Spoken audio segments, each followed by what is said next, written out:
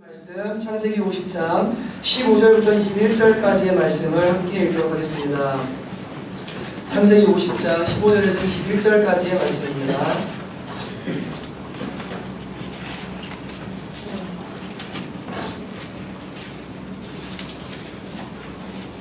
창세기는 성경 맨 처음에 있습니다. 다 찾으신 줄로 믿고 제가 한 절 여러분 한 절 교독하도록 하겠습니다. 제가 먼저 읽겠습니다. 요셉의 형제들이 그들의 아버지가 죽었음을 보고 말하되 요셉이 혹시 우리를 미워하여 우리가 그에게 한 모든 악을 다 갚지는 아니할까 하고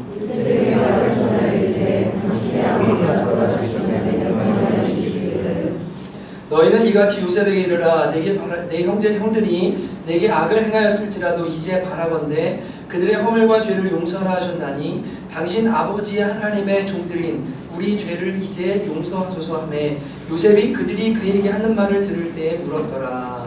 우리는 요셉의 앞에 엎드려 이르되 우리는 당신의 종들이니라. 요셉이 그들에게 이르되 두려워하지 마소서 내가 하나님을 대신하리이까. 당신들의 말을 하였으나 하나님은 그것을 조선하옵소서. 오늘과 같이 하나님 백성의 생명을 구원하옵소서. 읽습니다. 당신들은 두려워하지 마소서 내가 당신들과 당신들의 자녀를 기르리이다 하고 그들을 간곡한 말로 위로하였더라. 아멘. 기도합니다. 하나님 아버지 감사합니다. 오늘 이 말씀을 통해 명절의 끝자락에 우리의 마음을 짓누르고 있는 정죄감과 또 하나님 풀어지지 않는 그 묶임들이 풀어지는 귀한 역사가 일어날 수 있도록 주님께서 은혜를 내려주시기 원합니다. 하나님 병든 심령 상한 심령으로 살아가면 무언가 막힌 부분들과 자라나지 않는 부분들로 인하여서 계속적으로 주님의 형상으로 자라는데 장애를 입게 되고 또한 망가진 모습 그대로 마치 불구자와 같이 신앙생활을 하게 되는 모습을 많이 보게 됩니다. 주님 성령께서 우리의 내면을 조명하여 주셔서 심령 깊은 곳에 병들어 있는 부분들을 발견할 수 있도록 도와주시고 주님 앞에 나아가 그 모든 쇠사슬들과 묶임들을 끊고 치유받고 변화받는 귀한 시간 되어지도록 주께서 은혜를 더하여 주시옵소서. 주님께 이 시간을 의지하며 예수님의 이름으로 간절히 기도하였습니다. 아멘. 예배 배움 그리고 행함 움직임이라는 제목으로 함께 말씀을 나누던 중이었는데 명절이기 때문에 좀 성도님들과 함께 우리의 내면에 있는 또 아픔들과 또 하나님 안에서 해결받아야 될 문제들에 대해서 같이 나누고 좀 기도하고 은혜 받는 시간을 함께 가지려고 합니다. 이제 자유에 이르는 길이라는 제목으로 함께 하나님의 말씀을 오늘 나누도록 하겠습니다.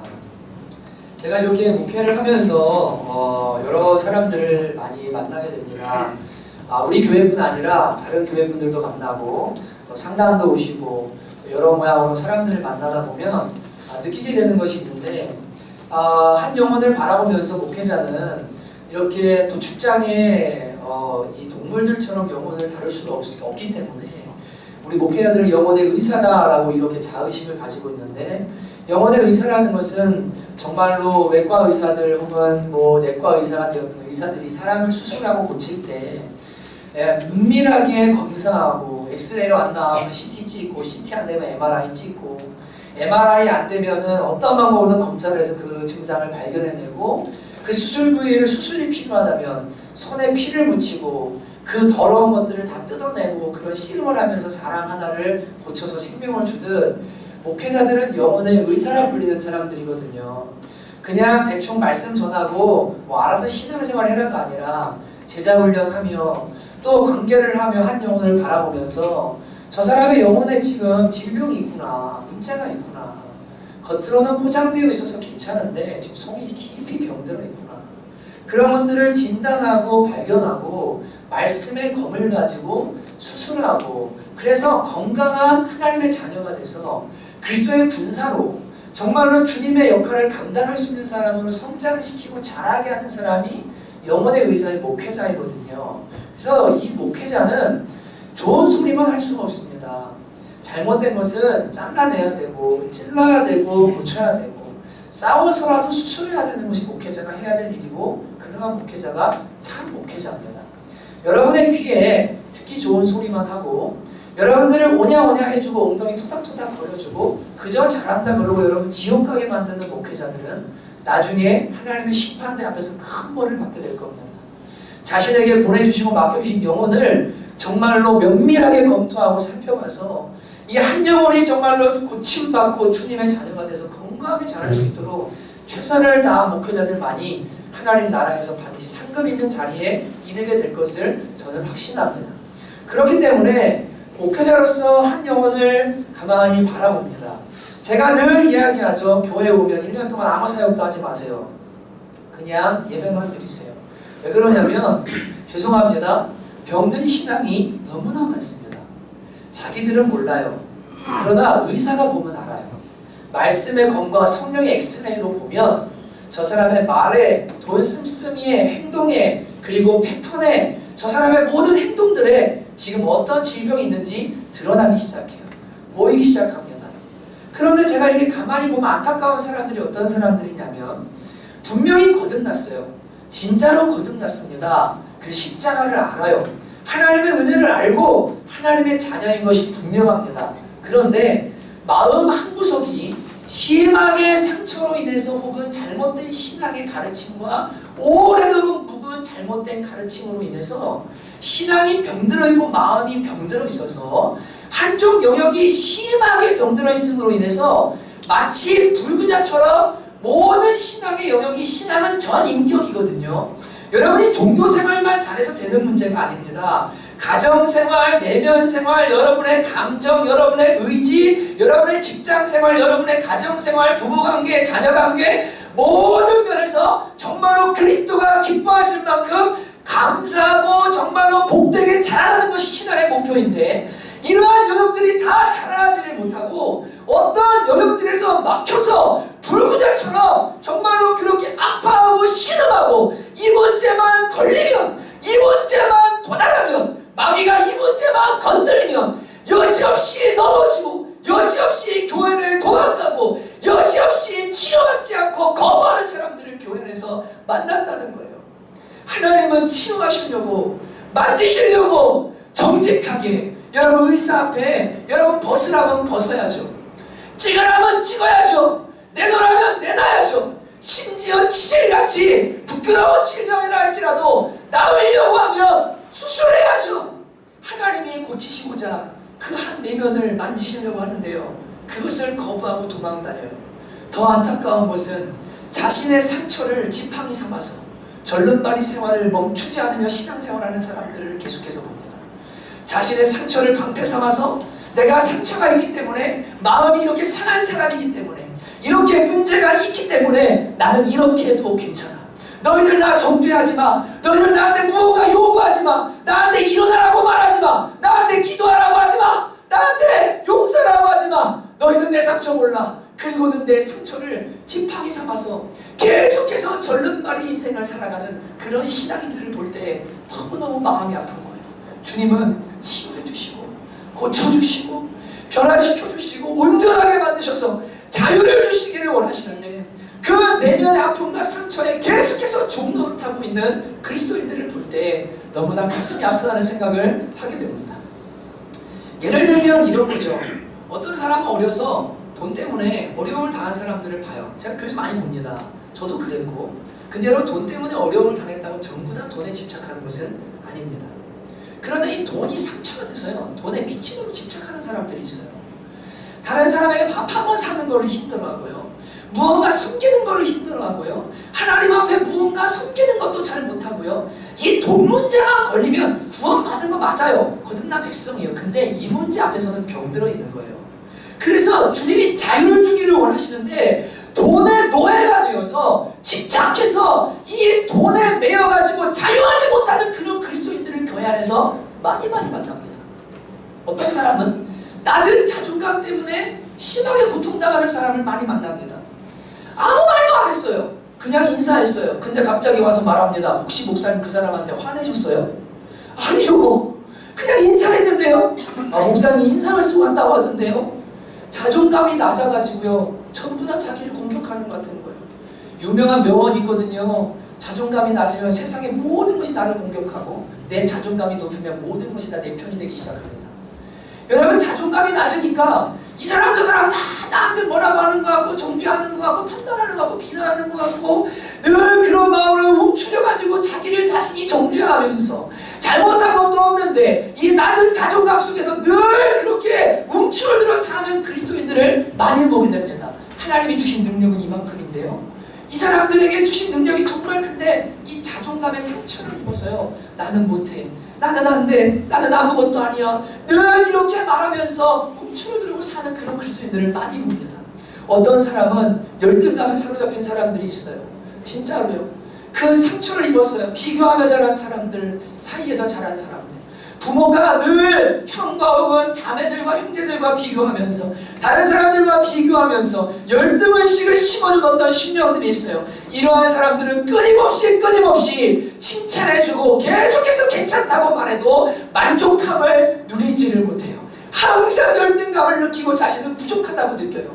어떤 부모들은 자녀들에게 완벽주의를 요구해서 학점을 C학점 받으면 B학점 받아라, B학점 받으면 A학점 받아라, A학점 받고 나면 교수님이 후학 나오다라고 말하면서 정말로 자녀들에게 칭찬이 인색한 부모에게 자라난 그런 자녀들은 완벽주의 성향이 있어서 끊임없이 자신을 괴롭히고 조금 더라고 하면서 계속해서 자신을 채찍질하는, 그만하면 됐는데, 그 정도면 충분한데도 계속해서 자기를 정죄하고 못난다고 말하는 완벽주의에 사로잡혀 있는 상처받은 심령들을 만나게 됩니다. 어떤 사람들은 분노에 사로잡혀 있어요. 이래서요, 이 분노가, 여러분, 분노는 학습됩니다. 자녀들을 분노로 다스리면 반드시 자녀는 분노의 자녀가 됩니다. 이거는 법칙이에요. 여러분, 애들을 제가 자꾸 말씀드린 하나님의 말씀으로 가르치고 정말로 논리와 이성으로 이 아이들을 기르어야 되는데, 부모의 감정으로 분노로 기르잖아요. 그 분노는 아이들 속에 전부 쌓여요. 부모가 힘이 있어서 자녀를 분노로 누를 수 있을 때는 아이들이 참는 것 같지만, 자신의 힘이 생길 때는 쌓인 분노를 반드시 폭발하도록 되어 있습니다. 부모가 아니라 할지라도 사회에다가 밖에다가 이 분노는 반드시 쏟아붓도록 되어 있는데, 분노로 자란 아이들을 봐요. 화낼 타이밍이 아니에요. 지금 화낼 타이밍, 이게 대화해야 될 내용이었는데 갑자기 버럭 화를 내면서 이 분노가 통제가 안 되면서, 이건 기질의 문제라고 하기에는 조금 문제가 있다. 우리의 기질과 상처와 마귀의 공격이 합쳐져서 우리의 모든 것들을 다 넘어뜨리고 망가뜨리잖아요. 너무 심한 분노를 막 일으키는 이러한 사람들을 보게 됩니다. 가만 들여다보면 저 사람 속에 쌓인 분노가 있는데, 상처는 해결되지 않는 분노가 있다는 것을 발견하게 돼요. 여러분, 어떤 사람은 이 외로움의 문제와 성적인 이 충격, 어떤 그 상처 때문에 이 성에 대한 잘못된 생각을, 왜곡된 생각을 가지고 그 잘못된 방향으로 계속해서 그러한 것들을 추구하고 병들어 있는 신령들을 또 만나게 됩니다. 정말 안타까워요. 정말로 성이라는 것은 아름다운 것이고 결혼이라는 것은 아름다운 건데, 받을 상처와 아픔들 때문에 사랑할 수 없고 가정을 꾸릴 수 없고 정말로 그 매인 가운데 살아가는 어떤 사람들을 봅니다.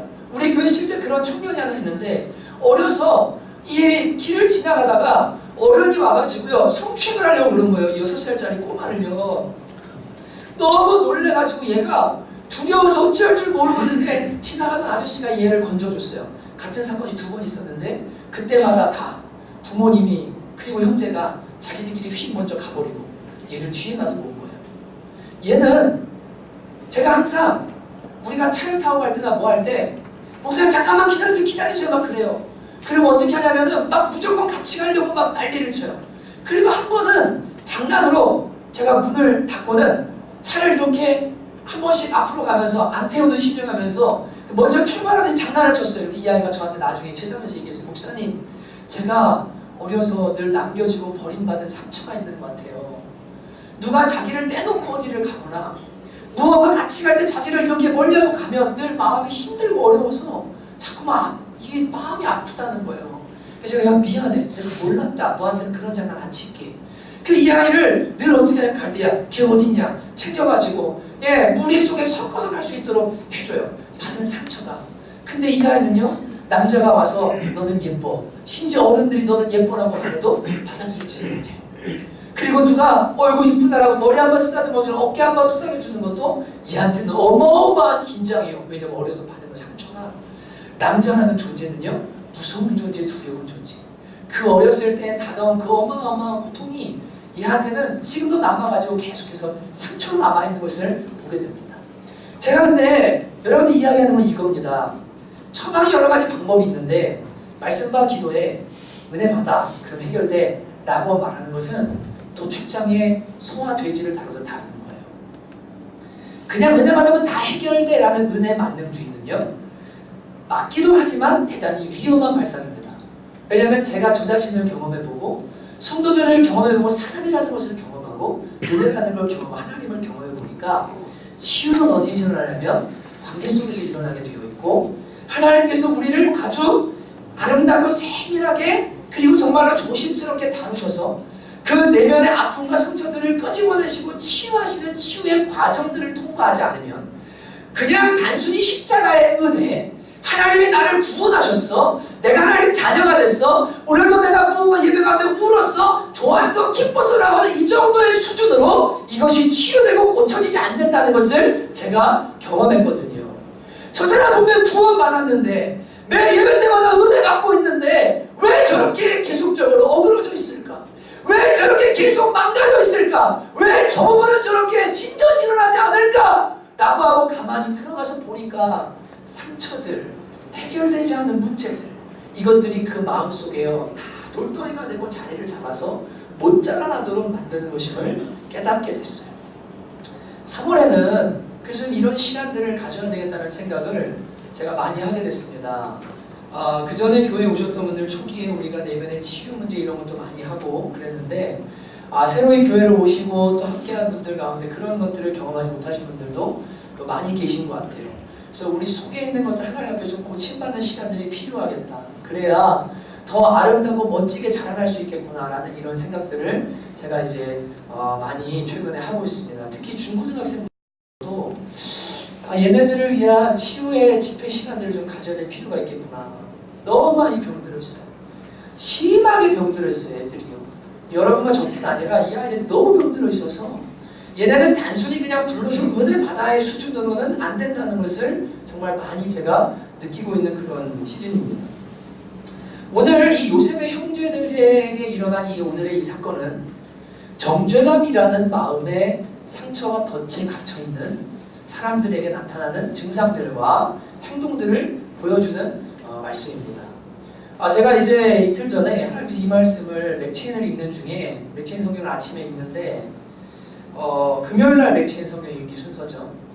맥체인 성경을 읽는데 이 부분을 읽는데 순간 제 마음속에 막 눈물이 갑자기 나는 거예요. 정죄감에 매여서 사는 사람들, 이 정죄감이라는 것은 여러 가지 이유가 있거든요. 낮은 자존감 때문에도 있고, 아까 말씀드린 완벽주의 집안에 자란 사람들 속에 정죄감도 있고, 또 실제로 큰 범죄를 행하거나 잘못된 실수를 해서 돌이킬 수 없는 누군가의 상처를 주고 아픔을 줬기 때문에 이것을 마귀가 계속해서 공격해서 정죄감을 주는 사람들이 있어요. 그리고 정말 이 낮은 자존감 때문에 계속해서 자신이 무언가 잘못한 것 같고 스스로 정죄감을 가지는 사람들도 실제로 또 있습니다. 여러 유형으로 정죄감이 마음속에 들게 됩니다. 또 마귀가 내 자신에게만이 아니라 다른 사람을 향해서 정죄하게 만들고 저 사람의 실수와 약함과 부족함들을 끝까지 물고 늘어지면서 계속해서 정죄감으로 그 사람의 마음을 감옥되게 하고 가두어두는 일들을 이 정죄감이라는 게 하거든요. 근데 제가 교회 안에 이렇게 보면서 하나님 앞에서 좀 잘 캐내야 될 많은 영혼들이 있구나라는 것을 몇 주 동안에 많이 경험하고 느꼈는데, 하나님께서 이 말씀을 읽는데 생각지 않은 이 순간 이 요셉의 형들의 모습을 보면서요 정말 너무 가슴이 아픈 거예요. 요셉은 이미 용서했는데 용서해달라고 와서 울고 비는 이 형들의 모습 앞에서 마치 하나님 앞에서 우리의 모습인 것처럼 느껴지기 시작하고, 여전히 용서받고자 노력하고 애쓰고 힘쓰면서 사람들 앞에 매여있는 그 영혼들, 가족들에게 매여있는 그 영혼들, 주님께서 자유케 하기를 원하시는 그 마음이 들어서 오늘 저와 여러분이 이 말씀을 통해 함께 은혜를 받고자 하는 겁니다. 히터를 꺼주셔도 괜찮을 것 같아요. 이게 저는 더운데 여러분 괜찮으세요? 덥진 않으세요? 적당하세요? 적당하세요? 네, 조금 답답하실 수 있습니다. 네, 히터가 계속 돌면 산소가 부족해서 그러니까 나른해지고 피곤해져요. 그거는 여러분의 영성 때문이 아니고 그냥 이 환경 때문에 그럴 수 있습니다. 네, 환경 중요합니다. 창문이 있으면 좋은데 창문이 없어서. 오늘 사건은 이렇습니다. 이 요셉의 형제들이 그들의 아버지가 죽었음을 보고라고 시작합니다. 요셉의 형제들 몇 명이죠? 몇 명이죠? 네, 우리 초등부 친구들한테 하듯이 우리 요셉의 형제들 몇 명이죠? 18명이요? 네, 12명, 요셉 포함 11명. 네, 잘하셨습니다. 요셉 포함 12명의 형제였습니다. 딸 디나까지 합치면 12명의 형제가 있는 게 맞습니다. 네, 남자 형제들은 11명이 있습니다. 10명이 위로 있고 1명이 아래로 있습니다. 1명 마지막 동생은 언제 태어났죠? 요셉 8년 반 다음에 태어나서 얼굴을 보지도 못한 동생입니다. 근데 이 요셉의 아버지 야곱이 죽었는데 죽고 나자 이 형들이 요셉에게 사람을 보내서 이야기를 시작합니다. 뭐라고 말하면 이렇게 말을 전하라고 합니다. 아버지가 살아계실 때에 말하기를 너희는 이같이 요셉에게 이르라 내 형들이 내게 악을 행하였을지라도 이제 바라건대 그들의 허물과 죄를 용서하셨나니 당신 아버지 하나님의 종들인 우리 죄를 이제 용서하소서라고 사람을 보내서 자신들을 용서해달라고 이야기를 합니다. 왜 그러냐면 요셉이 17살 되던 해에 아버지가 이 집안에서 편애를 했거든요. 요셉을 너무 사랑했어요. 요셉은 항상 집에 두고 옆에다 두면서 늘 사랑받는 자녀로 금이야 오기야 금지오기야 키운 아들이 요셉이었습니다. 형들은 들에 나가서 양을 치고 밭일을 하는데 어느 날 아버지가 형들이 잘 있나 보고 오라고 이 요셉을 보냈습니다. 그런데 이 형들이 10명의 형들이 마음속에 악감을 품고 있었어요. 왜냐하면 이 요셉이 늘 아빠한테 형들의 악행을 고자질을 하는 거예요. 아빠 형이 오늘 이렇게 했어요. 오늘 이런 말 했어요. 이렇게 잘못했어요. 양 한 마리 가져다가 친구들이랑 훔쳐서 먹었어요. 못된 행실을 다 고자질을 하니까 늘 요셉 때문에 형들은 혼났어요. 매일매일 아버지한테 혼나는 인생이었습니다. 그러니까 요셉에 대해 좋은 마음이 없었는데 이 요셉이 마침 혼자 아무도 보지 않는 틀에 오고 있는 겁니다. 형들이 모의를 시작합니다. 야 저거 잡아 죽여버리자. 저거 그냥 그 피를 은닉하고 진짜 우리 없애버리자라고 모의를 합니다. 그때 르우벤 첫 번째 형이 야 그건 아니야.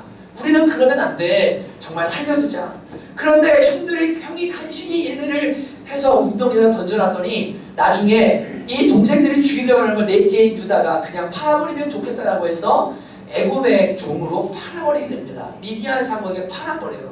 여러분 17살에 집을 떠나서 형들 안부 물으러 왔는데요.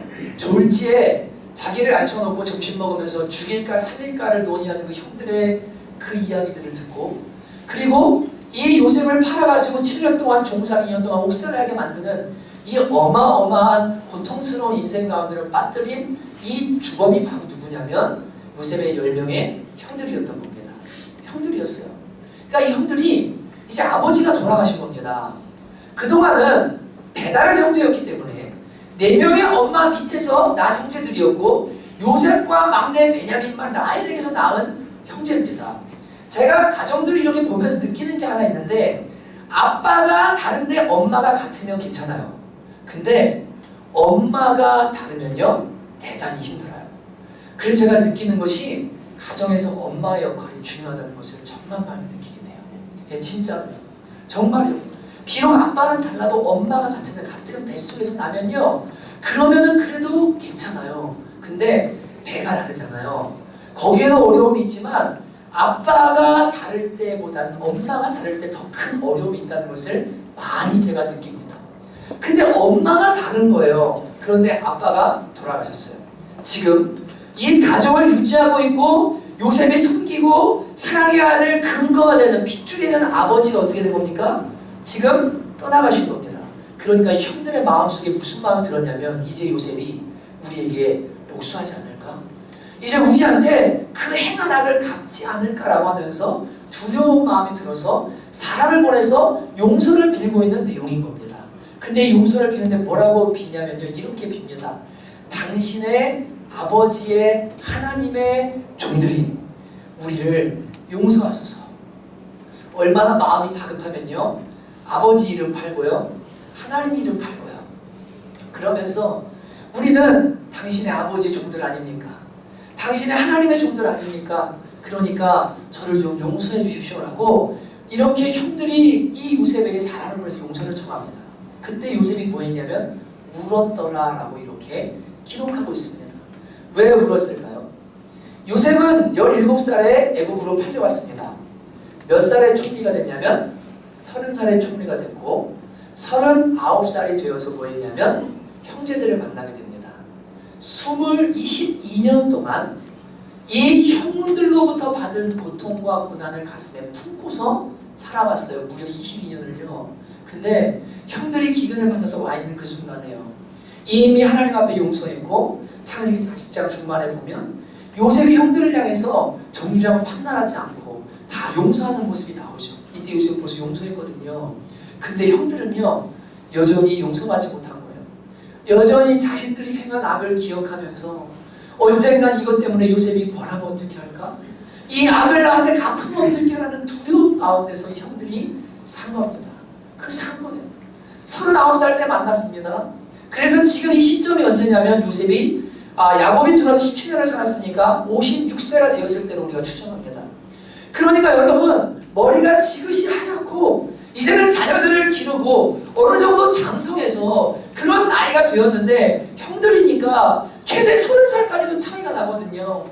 이 100발에 가까운 형들이요 다 무릎을 꿇고 뭐 하냐면 그냥 사랑을 보내서 용서를 구할 뿐 아니라 다 이제는 찾아와서 뭘 하냐면 우리를 용서해달라.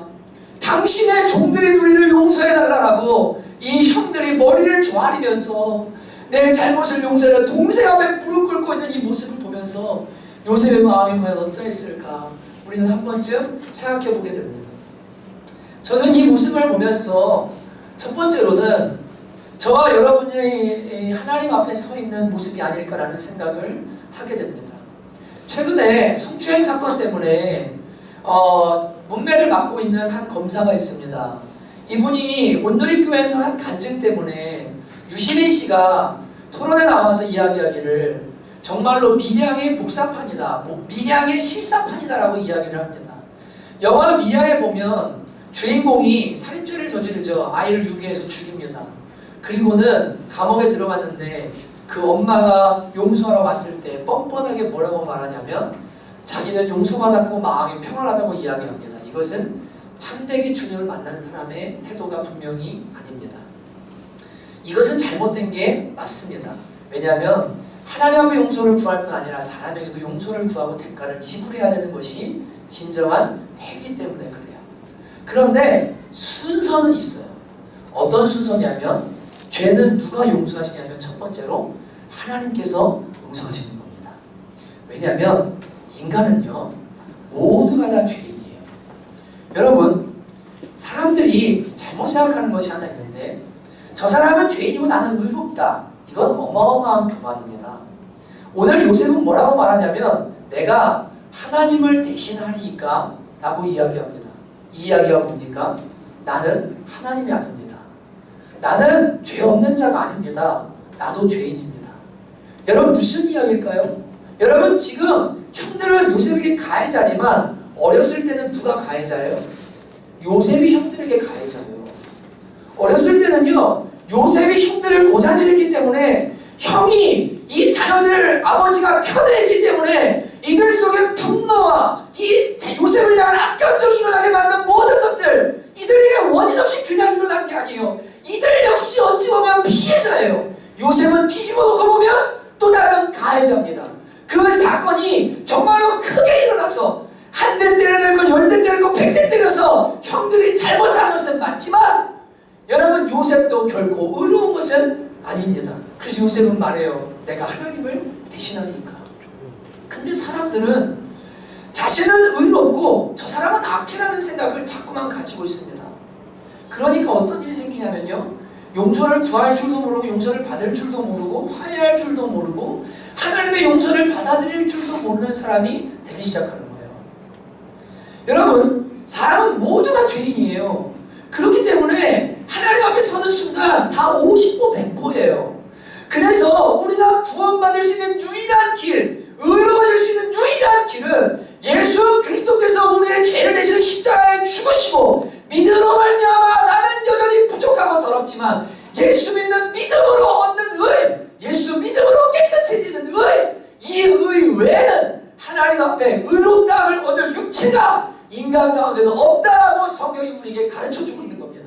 여러분, 루터는 말했습니다. 사람은 회개할 수 없는 존재다라고 이야기했습니다. 왜냐하면 첫 번째로는 여러분과 제가 지은 죄를 다 기억할 수가 없습니다. 여러분, 과거에 지은 모든 죄를 다 회개하라고 그럴 때 여러분 전부 회개하실 수 있습니까? 노트에다가 하나도 빠짐없이 전부 기억해서 다 쓰실 수 있습니까? 못 씁니다. 못 써요. 우리의 기억에는 한계가 있기 때문에 하나님 앞에 회개한다 할지라도 모든 죄를 회개할 수 있는 것은 아니에요. 두 번째로 죄의 값을 지불할 수가 없는 것이 우리 인간이에요. 회개한다 할지라도. 여러분, 극단적인 예지만 살인죄를 저질렀어요. 여러분, 사람이 죽었습니다. 내가 누구한테 용서를 구해야 됩니까? 죽은 사람한테요? 죽은 사람이 나 용서해 줄 수 있습니까? 불가능하죠. 가족이 용서하면 이 사람도 용서하는 건가요? 그렇지 않죠. 여러분, 사람의 죄는 이미 저질러진 죄는요, 어떠한 방법으로도 그에 상하는 대가와 그에 합당한 것을 지불할 수 없는 것이 죄예요. 죄의 속성. 그렇기 때문에 내가 죄를 기억해서 낱낱이 고백할 수도 없고 내가 지은 죄를 원래대로 돌릴 수도 없는 것이 인간이기 때문에 인간은 제대로 회개할 수 없는 존재라는 것을 인정해야 됩니다. 그래서 하나님께서요, 모든 인생은 죄 가운데 출생하고 죄 가운데 범죄한다. 너희의 힘으로 죄를 씻을 수 있는 게 아니다. 그렇기 때문에 예수 믿고 죄 용서를 받아라. 이것이 복음이에요. 이게 복음의 출발이에요. 용서로부터 시작하는 거예요. 내가 너희를 용서한다. 내가 너희를 씻었다. 너희의 죄를 다 깨끗하게 도말했다. 그렇기 때문에 이제부터는 나를 의지하고 새 피조물이 되어서 새로운 인생을 살아가는 것이 복음이 요청하는 요청인 겁니다. 하나님은 용서하고 시작하시는 분이십니다. 여러분, 그래서 말씀에서는 이렇게 이야기합니다. 제가 이사야서 말씀을 읽어드리겠습니다. 한번 들어보십시오. 이사야 43장 25절입니다. 나 곧 나는 너희를 위하여 내 허물을 도말하는 자니 내 죄를 기억하지 아니하니라라고 주님께서 말씀하십니다. 하나님은 우리를 용서하실 때, 우리가 믿음으로 십자가를 받아들이고 용서함 받을 때, 내가 과거에 어떤 죄를 지었든 무슨 잘못을 했든 어떻게 정말로 큰 죄를 지었든 상관없어요. 하나님께서는 일단 회개하고 정말로 잘못했다고 고백한 그 죄에 대해서는, 가슴 찢으며 회개한 그 죄에 대해서는 다시는 기억하지 않으시고 묻지도 않으시겠다는 거예요. 여러분, 여기 요셉이 39살의 형들을 만나서 이미 용서했습니다. 그런데 형들은 22년 동안 뭐 하냐면 마음의 죄책감의 짐을, 정죄의 짐을 지고 계속해서 살아가는 거예요. 내가 그때 요셉한테 이렇게 기도했는데 이거 벌 받는가 보다. 이 벌이 언제 올까? 어떻게 하면 좋을까? 혹시 그 일이 일어나는 거 아닌가? 우리 자식한테 똑같은 일이 일어나는 게 아닌가? 벌 떨면서 사는 거예요. 여러분, 성경은 우리한테 가르쳐주세요. 그리스도께서 우리를 자유케 하셨다고 말씀하십니다. 주의 영이 계신 곳에는 자유가 있다고 말씀하십니다. 우리는 모든 죄와 허물과 죄값으로부터 자유케 되었다고 이야기하십니다. 먼저는 하나님의 용서를 받아들일 수 있는 여러분들 되시기를 주님의 이름으로 축복합니다. 정말요. 여러분, 이 용서함을 받은 사람만이 다른 사람을 용서할 수 있게 되고요, 자신을 용서할 수 있는 사람이 되기 시작해요.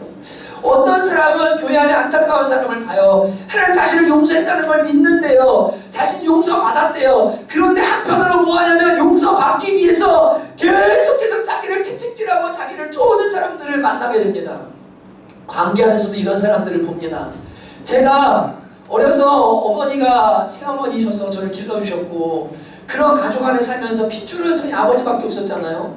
근데 제가 그 어머니한테 그 사춘기 때 어마어마하게 반응하고, 지난번 성경 모임 때 이제 아이들 연습하고 있는데 사가지고 애들을 제가 주면서 먹으면서 해라를 얘기하다가, 야, 니네들 중고등학생이 앉아있는데 엄마 아빠한테 지은 제일 큰 죄가 뭐냐, 야, 뭐 거짓말 중에 제일 큰 거짓말이 뭐냐, 막 이런 걸 나누면서 얘기를 하게 됐는데 그 중에 제가 왕이었어요. 진짜로 애들이 얘기를 안 해서 그런지 모르겠는데 우리 애들 진짜 착하더라고요. 다 뭐 기껏해야 거짓말하는 게 속이고 학원 간 거. 아, 그래? 야, 목사님은 등록금 띵쳐먹고 학교 등록을 안 한 다음에 한 학기 동안 딴짓하고 살았어. 그리고 오랫동안 맞았어. 괜찮아. 학교 정도는 괜찮아. 잘못했다고 하는데 제가 왕이더라고요. 진짜 어마어마한 잘못을 했거든요. 엄마가 상처를 많이 받으신 거예요. 그리고는 어떻게 내가 너를 길러줬는데 이럴 수가 있어? 그래, 어떻게 했냐면 어머니가 마음을 닫기 시작했어요. 제가 20대 중반에 주님을 만나고 십자가를 경험한 다음에 내가 잘못했구나, 죄인이구나 를 깨닫고 어머니 마음을 열고 어머니에게 정말 이 마음을 열고 제가 최선의 노력을 하는데요. 제 안에 병들어가는 저를 발견하기 시작했어요. 어머니에게 이 죄를 갚아야 된다는 의식 때문에 무조건 예스만 합니다. 절대 거절 안 합니다. 네 합니다. 그런데 이쪽 속에서는요, 불만이 그리고 불평이, 힘듦이 막 쌓여가기 시작하는 거예요. 여러분, 사람은 이심전심이라고 마음을 느끼도록 되어 있거든요. 저 사람이 기쁨을 하는지 억지로 하는지를 알아요. 엄마도 저를 정죄하면서 너는 나한테 잘못하게 해서 이렇게 해야 돼라는 마음이 있으셨던 적이 있었지만 제 마음 자체에 뭐가 있냐면 나는 죄인이야. 나는 갚아야 돼. 나는 순종해야 돼라고 하는데 마음속에서는 기쁨으로 되질 않는 거예요. 누가 느껴요? 엄마가 느끼기 시작해요. 저는 최선을 다하고 있어요. 저를 누르고 막 누르면서 최선을 다해서 하고 있는데 상대방은 이 마음을 몰라줘요. 그런데 문제가 뭘까요? 사람은 자유함 속에서 행할 때 능력이 나타나고 역사가 흘러가도록 되어 있는데 죄책감이라는 굴레 속에서 순종하고 그의 요청을 들어주고 행하기 시작하니까요. 요셉에게 오늘 이 형들이 우리는 당신들의 노예인이다라고 말한 것처럼 내가 잘못했다 생각한 대상, 내가 갚아야 된다고 생각하는 그 대상에게 계속적으로 노예 생활을 하고 있으니까 자유가 아니라 노예로서 사니까요. 서로에게 자유가 임하지 않고 계속해서 어려운 관계가 반복이 되기 시작을 하는 거예요. 이걸 제가 오래도록 경험하면서 주님이 주시는 용서와 먼저 하나님이 용서했다는 사실에 대해서 깨닫고 시편 51편에 다윗이 이렇게 고백하고 있더라고요. 다윗이 제가 읽어드릴게요. 내가 주께만 범죄하여 주의 목전에 악을 행하였사오니 주께서 말씀하실 때 의로우시다 하고 주께서 심판하실 때 순전하시다 하리이다. 다윗이 지금 밧세바를 범했고 그의 남편 우리아를 전쟁터에 내려 죽였습니다. 근데 이미 우리아는 죽어버렸어요. 어떻게 돌릴 수가 없습니다. 1차로 누구에게 회개하고 있냐면 내가 하나님 앞에 죄가 있습니다. 주님이 나를 심판해 주시고 주님이 의롭다 하시면 저는 의롭습니다. 주님이 순전하시다 하면 저는 순전합니다. 하나님, 죄의 용서는 먼저 하나님께 있습니다. 주님이 이 죄과에서 저를 건져주십시오라고 기도하고 있는 내용이 시편 51편의 내용입니다. 물론 하나님은 대가 없이 용서하지 않으셨어요. 이 다윗의 집안에 이 어마어마한 범죄 때문에 칼이 끊어지지 않는 일이 나중에 일어나게 됩니다. 압살롬 때문에 큰 아픔이 임하게 돼요. 그렇기 때문에 죄는 위험하고 무서운 거예요. 그러나 용서해 주시는 분이 하나님이세요. 그리고 그 죄가를 경감시켜 주시는 분이 하나님이세요. 먼저는 누가 용서하시냐면 하나님께서 용서하시는 것이 나를 알고 설령 사람은 용서할 수 없고 그 사람은 나를 자유케 할 수 없다 할지라도 하나님께서 나를 자유케 하신다는 것을 여러분이 믿고 그 하나님 앞에 죄를 고백하고 용서를 받을 수 있는 자유를 누릴 수 있는 여러분들 되시기를 주님의 이름으로 축복합니다. 여러분, 구원받아 잘못된 교리를 가르치지만 맞는 것도 있습니다. 한번 회개한 것은 다시 회개할 필요가 없다. 계속적으로 죄를 회개할 필요가 없다. 저도 거기에 동의합니다. 그러나 성화를 위한 일상의 회개가 필요 없다는 것은 잘못이죠. 왜냐하면 저와 여러분이 매일같이 죄를 지으면서 사니까 우리는 매일매일 회개가 필요하거든요. 그러나 여러분 기억하고 있고 잘못을 깨달았고 비록 그 모든 상황들을 되돌릴 수는 없지만 하나님 앞에 제가 잘못했다고 주님 뼈저리게 제가 회개한다고 주님 앞에 회개한 그 기도의 제목들을 더 이상 가슴에 무거운 짐을 품고요. 하나님 용서해 주세요. 용서해 주세요. 용서해 주세요. 해야 될 이유가 없다는 거예요. 왜냐하면 주님께서 이미 도말하셨기 때문에. 도말하셨기 때문에. 제가 그 명절 기간 동안 친구와 함께라는 영화 한 편을 폰으로 보게 됐습니다. 워낙 이슈가 돼서 청년들이 많이 봐서 불교 사상에 기반한 영화긴 한데 들을 만한 내용이 많이 있기 때문에 제가 큰 은혜를 받았어요. 네, 일반 은총이죠. 죽고 나서 7개의 지옥이 기다리고 있는데 심판받는 지옥입니다. 배신의 지옥, 뭡니까? 천륜의 지옥, 거짓의 지옥, 별별 지옥들이 막 있어요. 탐욕의 지옥 있어요. 근데 이 주인공이요, 뭐 하는 사람이냐면 소방관인데 아이를 건지다가 떨어져서 죽게 됩니다. 그런데 의인이라고 거기서 귀인이라고 표현해요. 제가 그 영화를 보면서 그 메시지를 많이 받았는데 의인이라고 하는 귀인이라고 해요. 왜냐하면 의인이 되려면 자격을 받아야 되니까. 우리는 여러분 예수 믿으면 의인 되는 줄을 믿으시기 바랍니다. 네, 정말 사람이 행위로 되는 거 아닙니다. 근데 너무 은혜된 것은 그 7개의 심판 과정을 거치는데요. 이 사람의 삶의 동기와 그 속에 있는 것들이 낱낱이 다 드러나기 시작해요. 예, 낱낱이 드러나기 시작해요. 처음에 귀인인 줄 알았던 이 사람이 갈수록 문제가 생기기 시작해요. 어마어마한 문제가 있었구나를 알게 됩니다. 근데 그 스토리 핵심 중에 뭐가 있냐면요. 마지막 2개의 지옥에 배신의 지옥과 천륜의 지옥이 있는데 거기서 이런 내용이 나옵니다. 이 주인공이 15년 동안 집에를 가지 않아요. 집에 가지 않고 돈만 붙여줍니다. 그리고 거짓 편지를 써서 엄마와 병든 엄마와 자기 동생을 안심시킵니다. 왜 그렇게 했는가? 어떻게 이럴 수가 있는가? 너는 배신자다. 동생을 마지막 날 때리고 집을 나오거든요. 이 주인공이요. 근데 무슨 사건이 일어난 거냐면 그날 병들어서 혼수 상태를 왔다 갔다 하는 엄마를 보면서 아빠도 없는데 그냥 다 죽어야 되겠다는 생각을 가지고 이 주인공이 베개로 엄마를 숨을 막히게 죽이고 자기는 동생과 수면제를 먹고 죽으려고 베개를 가지고 엄마 얼굴에 갖다가 대요. 그걸 동생이 본 겁니다. 그리고는 형 무슨 짓 하는 거야? 형을 말리다가 이 형이 동생을 구타를 하고 그 다음에 둘이 엄마 앞에 잠자고 엄마 앞에 앉아있다가 형이 갑자기 집을 뛰쳐나갑니다. 그리고 15년 동안 나는 돈 벌어야 되니까 돈을 죽도록 벌어서 집 안에 계속 보내는 거예요. 소방관으로 살면서 알바 뛰면서 쉬지도 않고 하루도 쉬지 않으면서. 근데 천륜의 지옥에서 너는 죄인이다. 엄마를 죽이려고 한 죄인이다. 라고 이렇게 하는데 근데 그때 사람들이 볼 수 없는 한 장면이 클로즈업 되면서 탁 뜹니다. 베개를 가지고요. 엄마의 얼굴에 누르려고 하는데 주인공 엄마 얼굴이 안 보이죠. 근데 엄마가 눈물을 흘려요. 자기를 죽이려고 하는 그 자식의 행동을 알고 있는 거예요. 왜냐하면 차라리 내가 죽어줘야 얘네가 살게 편할 테니까. 그래서 너는 엄마가 몰랐다고 생각하지만 엄마는 그거를 알고서 평생 동안 가슴에 아픔을 안고 살았던 게 너희 엄마다. 마지막 장면에 꿈속에서 동생을 통해서 엄마가 용서해 그리고 내가 잘못했어 나 때문이야 라고 말하는 장면이 나오면서 그 모든 심판자에서 면제되는 장면이 나와요. 제가 그걸 보면서 뭘 느꼈냐면 야 사람은 의인이 없어. 아무리 의인이어도 다 악함이 있고 다 문제가 있어요. 상쇄시키면 다 거기서 거기 있는 게 인간이에요. 하나님께서 별로 문제가 없거든요. 그리고 이 죄의 값을 짊어지고 이 주인공이요 그걸 갚기 위해서 15년 동안을 죽도록 일을 하는 거예요. 죽도록 코피 터지도록. 근데 그 모습을 보면서 너무 마음이 아픈 겁니다. 여러분 신앙생활 이렇게 하도록 부름받은 거 아닙니다. 가족 안에서 이렇게 살도록 부름받은 거 아닙니다. 여러분은 노예가 아닙니다. 여러분의 잘못 때문에 설령 어떠한 일이 일어났고 설령 여러분이 가해자 안에서 누군가를 아프게 한다 할지라도 하나님께서 여러분들을 외롭다 하시고 용서하시면 그 모든 죄값으로부터 자유케 된다는 사실을 여러분은 믿으시기를 주님의 이름으로 축복합니다. 여러분 무거운 짐을 지고요 노예 생활하들이 신앙생활하고 그렇게 가족들을 섬기고 관계를 생활하기 원하는 게 아니에요.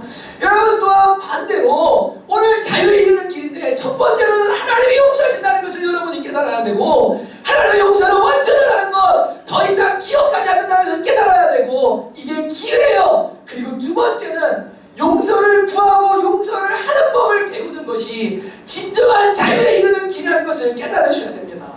요셉은 알았어요. 그가 22년 동안을 고통스럽게 살게 만든 그 형들 얼마나 괴롭습니까? 여러분 자신의 삶을 나락으로 떠났던 이 죄인들이 눈앞에 와서 무릎 꿇고 있는데 그래 내가 아버지 살아있을 때만 내가 봐주겠다. 내가 진짜로 자식들이 있을 때까지만 내가 한번 봐주마가 아니라 그는 그 자리에서 뭐하냐 용서하기로 결정했어요. 왜냐하면 그것이 치고 그렇게 사는 길이기 때문에 그래요. 여러분 용서하지 않잖아요.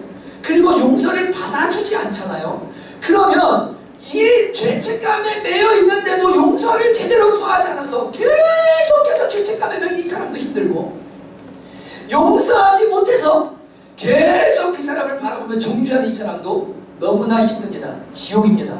그냥 계속 감옥입니다. 그 사람 지금 없어요. 어디 가버렸어요. 아니면 5년 전에 10년 전에 이럴 수도 있어요. 그런데 마음속에 계속해서 그 사람을 향해 정죄의 마음을 품고 저 나쁜 놈 저 죽여야 돼, 저가 만나기만 해봐라, 정말 계속해서 마음에 이 정죄의 마음을 품고 있잖아요. 그러면요 지옥 되겠어요. 여러분 가정에 남편이, 아내가, 자식이 잘못할 수 있습니다. 그런데 지옥은 언제부터 시작됩니까? 용서하고 풀어놓으면 괜찮은데요, 너 때문에 이렇게 됐어, 너 때문에 이 모양 되기 시작했어, 부모님 때문에 내가 지금 이 모양 됐어, 내가 너 때문에 이렇게 분노하는 거야, 내가 너 때문에 이렇게 망가진 거야. 근데 제가 아까 말씀드렸죠, 상처를 지팡이 삼아 절름발이 생활하는 걸 그만하십시오.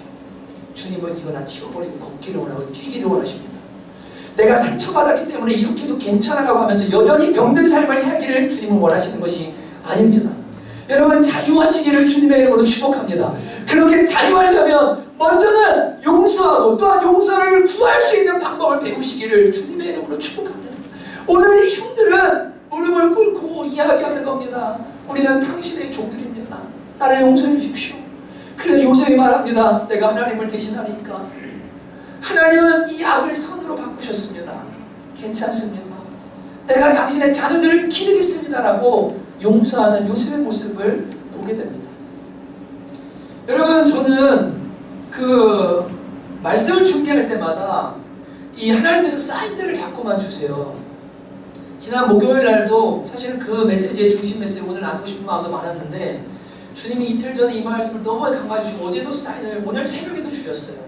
근데 오늘 새벽에 어떤 일이 있었냐면 성경팀을 보내고 들어가서 잠깐 누웠습니다. 1시간 반 정도 자고 나왔는데 그 문자가 또 온 겁니다. 누구한테 왔냐면 최재하 목사님에게 왔습니다. 누구시냐면 제가 섬겼던 교회 목사님이 저의 처의 작은 아버지가 되시는 분이세요. 저희 장인어른의 동생이시죠. 그분을 제가 7년을 섬기고 나왔는데 나올 때 교회가 대단히 복잡했어요. 왜냐하면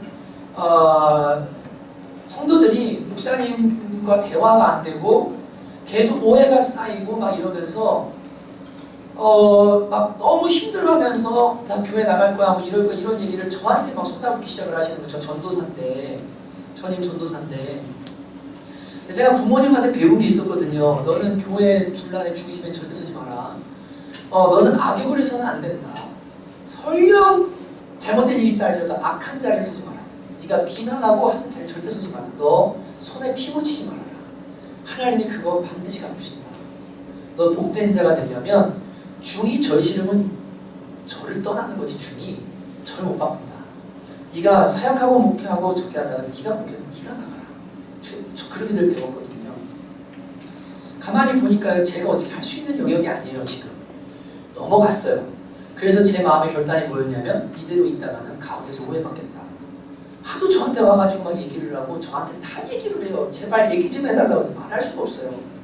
목사님 안 들어주시고. 그리고 막 청년들도 막 요동을 하고 있고 어떤 사건이 있었거든요.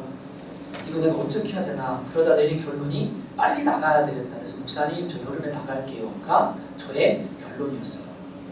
근데 제가 그때 당시에는요. 나는 잘못한 거 없어 라는 생각이 많았어요.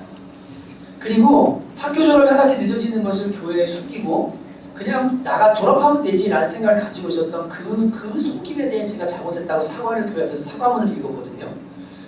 근데 과했어요. 성도들도 그래서 저건 좀 아니야.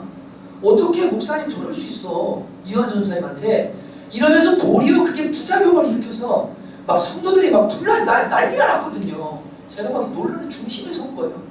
어떻게 해야 되지? 근데 방법은 나가는 거다. 교회를 나가기로 하고 나가면서 뭘 했냐면 목사님한테 진심을 담아서 제가 사랑 존경하는 목사님 6장의 편지를 썼습니다. 6장의 편지를. 목사님 이런 일이 일어나고 있고 교회에 이런 조짐들이 있고 이런 상황들입니다. 목사님 제발 제 얘기 좀 들어주시면 좋겠습니다. 라고 6장의 편지를 마음을 담아 썼어요. 근데 그때는 몰랐어요. 목사님 왜 마음이 상하시고 상처를 받으셨는지. 제가 목회하다가 깨달은 게 있어요. 일 못해도 돼요. 저랑 한마음만 대주잖아요. 그런 사람이면 족하더라고요. 그게 제일 고맙더라고요. 예, 제가 무슨 실수를 해도 무슨 약함이 있어도 무슨 부족함이 있어도 그냥 내 편 내줄 수 있는 사람. 야, 목사님 그런 분 아니야. 목사님 있잖아. 실수할 수 있지만 진짜 목사님 좋은 분이야. 이렇게 해줄 수 있는 사람. 마음으로 함께 할 수 있는 사람. 그 사람이 중요한 거구나를 제가 목회하면서 깨달았거든요. 일은 나중 문제예요. 교회는 일하려고 모인 곳이 아니거든요. 저도 성도들 향해 그래야 되고 성도들 저를 향해 그래야 되고 그런 이 귀한 관계. 목사님과 제가 그랬거든요. 근데 제가 목사님 앞에 이제는 목사님 앞에 못하겠습니다 라고 나갈 때 목사님 마음에 큰 충격과 아픔이 있었던 거예요. 그냥 잘잘못을 떠나 마음의 배신감을 느끼신 거죠. 근데 제가 지난 한 10년 시간 동안에요. 계속 제 마음은 그랬어요. 한 7년, 8년 동안 나는 잘못한 게 없으니까. 그리고 내가 화해를 요청하는 것은 선을 위해 하는 거지 내가 뭐 그렇게 크게 잘못한 건 없어 라는 생각이 저의 지배적인 생각이었습니다. 시간이 지날수록 관계라는 거 안에서 사람의 마음이라는 게 느껴지더라고요. 마음이라는 게. 그래서 이게 무슨 이걸로 따질 수 있는 문제가 아니구나. 너 축의금 5만 원 했으니까 내가 5만 원 한다. 이런 관계가 인간의 관계가 아니거든요. 예, 무슨 말인지 아시죠? 예, 관계는 그런 게 아니에요. 그래서 그 안에서 상처를 받으신 거라는 걸 됐고 그 다음에 목사님이 사과해야 되겠다. 용서를 구해야 되겠다. 라는 마음에 감동이 왔어요. 그래서 2년 전에 문자로 명절 때 근데 이번에 고모님의 장례식 때 제가 가서 가족들이 다 와 있는데 목사님 앉아 계시길래 그 앞에 가서 무릎을 꿇고 나오는 길에 인사했습니다. 목사님 제가 잘못했습니다. 그리고 한번 찾아뵙고 싶습니다. 설 전에 저를 용서해 주십시오. 목사님 마음 아프게 한번 죄송합니다 라고 이야기를 했어요. 목사님 그래 한번 찾아오라. 그리고는 헤어졌습니다. 선교 준비랑 시간이 바빠서 가지를 못했어요. 그리고는 아내를 통해서 사모님에게 이스라엘 목사님도 이번에 다녀오시거든요. 다녀오신 다음에 찾아뵙겠습니다라고 인사를 드렸는데 목사님이 새벽에 톡이 오신 문자가 오신 거예요. 이호환 목사, 주님을 따르는 종의 길에는 아픔도 많은 것 같구나.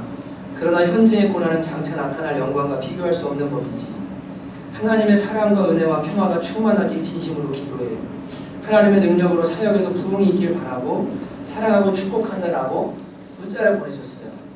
제가 답을 했습니다. 사랑하고 존경하는 목사님, 명절 전에 찾아뵙고 싶었는데 오늘부터 시작되는 단기 선교 준비와 최근에 악화된 허리 통증으로 인해 찾아뵙지 못했어요. 죄송합니다. 이스라엘 다녀오신 후에 친이랑 아이들 데리고 꼭 찾아뵐게요. 저에게 목사님은 은인이시자 스승이세요. 목사님, 제가 너무 부족하고 연약하였고 무엇보다 목사님 제가 너무나 잘못했습니다. 용서해 주세요. 목회할수록 사람에 대해 알아갈수록 목사님 마음에 너무 큰 아픔을 드렸음을 더욱 깊이 깨닫습니다. 감사합니다. 오늘도 복된 주인의 기름 부음이 가득한 주일 되시기를 기도합니다. 그래 고맙다 요한아. 내가 박살게. 진이 귀한 사모다. 사랑하고 아끼거라. 은혜 충만한 주일 됩니다. 네 목사님 조심히 다녀오세요. 곧 뵙겠습니다. 그리고 문자를 나눴어요. 풀어졌구나. 자유가 있는구나. 그동안 남아있는 앙금이 많이 사라졌구나. 오늘이요. 오늘 그 일이 일어났어요. 신과 함께하는 영화 말미에 염라대왕이 이런 얘기를 합니다. 예, 인간은 누구나 크고작은 죄를 짓는다. 그러나 그들 중에 극소수만이 참되게 용서를 구하고 참되게 용서를 받는다. 인간이 용서한 죄에 대해서 하늘의 법정에서도 심판하지 않는다. 라는 얘기가 나와요. 너무 큰 충격과 감동이었어요. 여러분, 진실되게 용서를 한번 부려보세요. 정말로요. 그리고 진실되게 한번 용서해보세요. 그래, 너도 피해자야. 너도 아파. 너도 병들었기 때문에. 우리가 다 죄인이기 때문이에요. 하나님만이 다르셔. 하나님만이 우리를 새롭게 하셔. 여러분 그렇게 용서를 구하고 용서를 선포할 수 있는 여러분들 되시기를 주님의 이름으로 축복합니다. 여기에 자유가 임하기 시작해. 하나님 능력 주실 거예요. 세 번째 자유에 이르는 길이 뭡니까? 여러분 다윗 요셉은 말합니다. 하나님이 당신들은 악을 행하였으나 이 모든 것을 선으로 바꾸사. 여러분 하나님은 요셉에게 비록 이 형들이 악을 행했지만 이 모든 것을 선으로 바꾸어 주시는 분이셨어요. 여러분 비록 우리의 가족이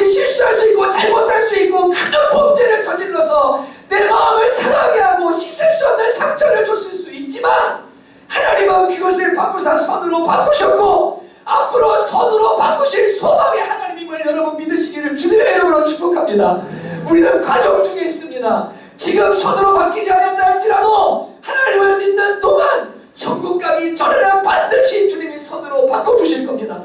왜냐하면 하나님은 그런 분이시기 때문에요. 로마서 8장 28절은 말합니다. 그 뜻대로 부르심을 받은 자, 하나님을 사랑하는 자들에게는 모든 것이 합력하여 선을 이루느니라. 여러분, 비록 예수님을 모를 때, 심지어 알 때라 할지라도 죄짓고 망가지고 상처 주고 깨지겠다 할지라도 하나님에 나와 기도하고 회개하고 주님의 은혜를 구하면 주님은 그것을 선의 재료로 삼아서 선하게 바꾸어 주신대요. 그렇기 때문에 뭐 할 수 있냐면 용서할 수 있는 거예요. 그리고 용서를 구할 수 있는 거예요. 용서를 구하는 입장에서는 내가 비록 씻을 수 없는 죄를 지었지만 하나님께서 내 용서의 회개와 나의 이 정말로 회개의 행위를 보시고 이 모든 것들을 선으로 바꾸실 것을 믿고, 용서하는 사람 입장 역시 내가 상처받고 깨지고 비록 아팠지만 그러나 하나님은 이 모든 것을 선으로 바꾸실 것을 믿고 용서할 수 있는 겁니다. 근거가 누구에게 있습니까? 선하신 하나님께 있는 겁니다. 요셉은 이것을 깨달았어요. 성경에 보면 아브라함이 2번 똑같은 실수를 합니다. 와이프가 너무 예뻐요. 그냥 돌아다니는데 뺏길 것 같은 걸 자기를 죽이고, 그래서 어떻게 했냐면 애굽 왕 바로에게 거짓말합니다. 저희 누이입니다. 예, 누이입니다. 사촌 누이 맞아요. 누이입니다라고 거짓말합니다. 그러자 자기 부인을 삼고자 데려갑니다. 여러분, 이게 얼마나 비참한 일입니까? 우리 남자들이 있지만 내 부인을 나 살겠다고 부인 아니라고 그러고 남의 침소에 집어넣는 일이 생긴 거예요. 하나님께서 바로에게 꿈으로 나타나서 그렇게 하지 못하도록 하시고 돌려보내십니다. 은과 함께, 은천과 노비들과 함께, 나귀와 함께 돌려보내세요. 근데 여러분, 밤새 아브라함이 뭐 했을까요? 이 등신 같은 놈, 이 등신 같은 놈, 아내 팔아먹는 놈, 나 살겠다고 내 아내를 지켜주지도 못하고 남의 침소에다가 아내를 집어넣는, 하나님의 약속이 있는 아내요, 하나님의 통로가 되어야 될, 그리스도가 오실 통로를 열어야 될 아내에 있는 그 소중한 아내인데 이 아내 팔아먹은 못된 놈이라고 자기를 자책하면서 밤새 울지 않았을까요? 잘못했죠. 실수했죠. 근데 하나님께서 그 밤에 바로에게 나타나셔서요, 건드리지 말라고 하시고요, 주님이 선으로 바꿔주시기 시작하세요. 무리가 2번이나 믿음의 조상이 이런 실수를 해요. 뭐 때문에요? 약함 때문에요. 두려움 때문에요. 그런데 하나님은 이 모든 것을 선으로 바꿔주시기 시작하십니다. 하나님은 그런 분이신 줄 믿습니다. 여러분, 우리는 하나님을 믿기 때문에 비록 나에게 재정적으로 감정적으로 많은 아픔과 눈물을 줬다 할지라도 용서할 수 있어요. 하나님은 선으로 바꿔주실 겁니다. 여러분이 비록 그 가해자 입장에서 잘못했다 할지라도 그 상처받은 사람과 아프게 하는 사람 또한 하나님께 의탁하십시오. 주님, 그 사람 치유해 주시고 만져주십시오. 제가 죄지었습니다. 회개합니다. 용서해 주십시오. 그리고 자유가 임하게 하여 주십시오. 그리고 주님 안에서 자유를 누리는 여러분들 되시기를 주님의 이름으로 축복합니다. 여러분, 자유 이루는 길이 무엇입니까? 첫째는 하나님의 무조건적인 용서하심과 완전하신 용서를 여러분이 받아들이는 겁니다. 이것은 말씀을 통해 십자가를 통해 주신 것이기 때문에 절대로 변치 않습니다. 여러분, 하나님에 나오는 순간, 십자가 의지하는 순간, 여러분 과거의 모든 죄와 허물들 주님께서 십자가에 도발하시고 다시는 기억하지 않으시겠다고, 내가 그 죄값 찾지 않으시겠다고 주님께서 말씀하셨습니다. 두 번째는 바르게 용서를 구하고 용서하는 법을 배우시고, 여러분 진짜 용서를 구하시고 용서하시기를 주님의 이름으로 축복합니다. 거기 자유가 임합니다. 세 번째는 하나님의 선하심을 믿으시고, 여러분 한번 크게 용서를 한번 쏘십시오. 그냥 그래, 하나님이 선으로 바꾸셨어. 그런 일이 없었다면 우리가 어떻게 예수 믿었겠냐? 그런 일이 없었다면 어떻게 지금의 일을 얻겠냐? 하나님이 하셨다. 하나님이 선으로 바꾸셨다라고 쿨하게 여러분 하나님의 선함을 인정하시고 더 큰 용서할 수 있는 여러분 되시기를 주님의 이름으로 축복합니다.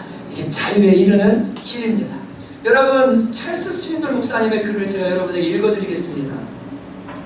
요셉은 그에게 일어난 모든 일에도 불구하고 절대로 쓴뿌리를 갖고 있지 않았다.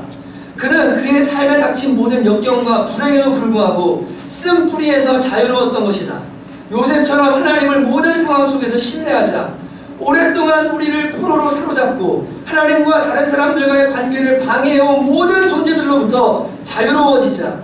우리의 남은 생을 요셉이 그랬던 것처럼 우리 주위의 사람들에게 안도감을 심어주면서 은혜라는 전염성 강한 매력을 퍼뜨리면서 그리고 소망 가득한 하나님의 약속을 주장하면서 보내자. 여러분, 남을 용서하지 못해서 늘 옥죄고 정죄하고 있는 사람들, 오늘 뭐라고 말합니까? 우리 주위의 사람들에게 안도감을 심어주는 사람이 되죠. 여러분, 정죄하는 사람 옆에 있으면요, 마음이 불안해요. 내가 조금만 잘못해도 또 정죄하겠지. 불안해. 안도감을 심어주는 사람이 되죠. 은혜라는 전염성과 매력을 펼치는 사람이 되죠. 잘못해도 그래 괜찮아.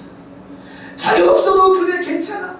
소망 가득한 하나님의 약속을 주장하자. 선으로 바꾸실 하나님을 주장하자는 겁니다. 여러분, 꼭 이렇게 승리할 수 있는 저와 여러분 되시기를 주님의 이름으로 축복합니다. 우리 시간 찬양할 텐데 명절입니다. 가족들한테 받은 상처들도 참 많겠죠. 내 마음속에도 누군가를 정죄하는 마음이 있을 테고, 또 내가 잘못하고 부족했던 것 때문에 내가 그때 그렇게 하지 말았어야 되는데 라고 하면서 가슴 아파하고 눈물 내는 분들이 분명히 계실 겁니다. 자식을 향해 내가 그때 왜 걔한테 그렇게 못했을까? 내가 왜 너한테 그렇게 못했을까? 내가 왜 내 부모님한테 그렇게 했을까? 내가 왜 그런 죄악된 결정을 했을까? 왜 육신을 따랐을까? 왜 내 마음대로 했을까? 그런 후회와 정죄 속에서 살아가는 분들이 계실 겁니다. 여러분, 주님은 다 알고 계십니다. 우리가 뭔지 걸 아시고 우리가 얼마나 약한 죄인지를 주님은 아십니다.